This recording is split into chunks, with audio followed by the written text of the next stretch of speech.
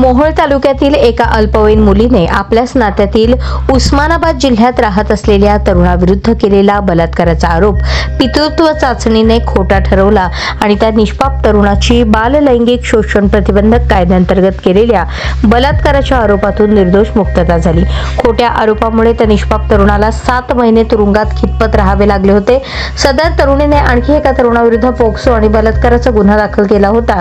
ही बाब देखील न्यायालयात तिच्या उलट तपासणीत उघड झाली। पोक्सो कायद्याचा कसा दुरुपयोग केला जातो याचे जळजळीत उदाहरण असलेल्या या प्रकरणाची हकीकत अशी 2021-22 साली मोहोळ तालुक्यातील 17 वर्ष 6 महिने वय असलेली सदर तरुणी बार्शी तालुक्यातील एका कनिष्ठ महाविद्यालयात शिक्षण घेत होती।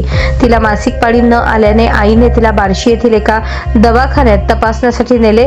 तिथे तिची सोनोग्राफी करण्यात आली असता ती 15 आठवड्यांची गरोदर असल्याचे दिसून आले। तिला पुढील तपासणीसाठी सोलापूरच्या छत्रपती शिवाजी महाराज सर्वोपचार शासकीय रुग्णालयात पाठवण्यात आले।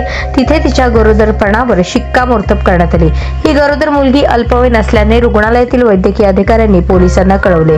शासकीय रुग्णालयात तिचा कायदेशीर गर्भपात करण्यात आला। पोलिसांनी रुग्णालयात तिचा जबाब घेतला।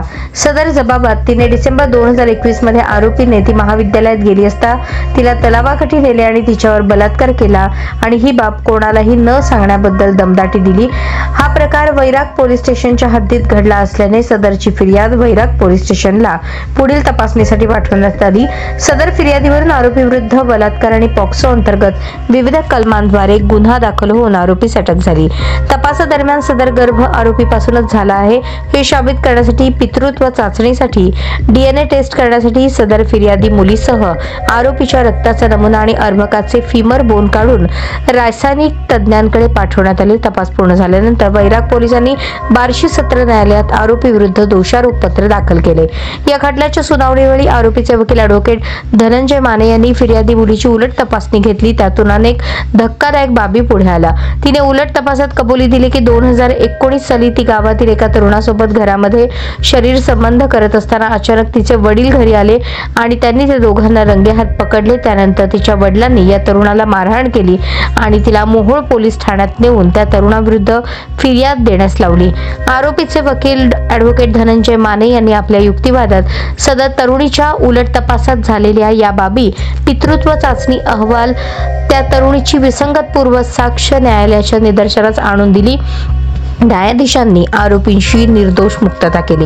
या खटल्यात आरोपीतर्फे advocate Dhananjay Mane, advocate Jaydeep Mane, advocate Sharad Jalte, advocate Siddheshwar Khandagale यांनी काम पाहिले। पोक्सो बलात्काराच्या खोट्या आरोपावरून 7 महिने विनाकारण कारागृहात बंदिवासात राहावे लागल्यामुळे निर्दोष सुटलेल्या तरुणातर्फे नुकसान भरपाई मिळण्याबाबत मुंबई उच्च न्यायालयात याचिका दाखल करण्यात येणार आहे।